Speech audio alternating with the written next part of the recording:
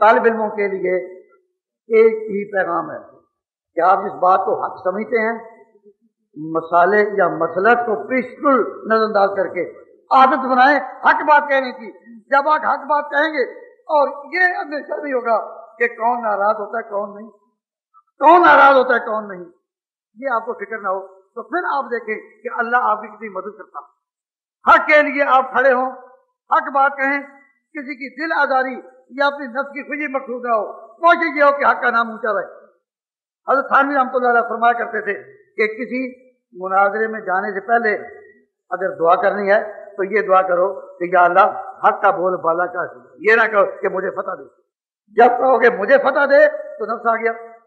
اور جب کہو کہ حق کا بول بالا ہو اس کی زبان سے، جب میری جس کی زبان سے حق نکلے یا اللہ حق کا بول بالا ہو، تو یہ اللہ والوں کی ادا ہے، ان کی سزا۔ سارا جہان ناراض ہو جائے، گھر مخالف ہوں، زمین و آسمان، کچھ غم نہیں، سارے مخالف ہو جائیں،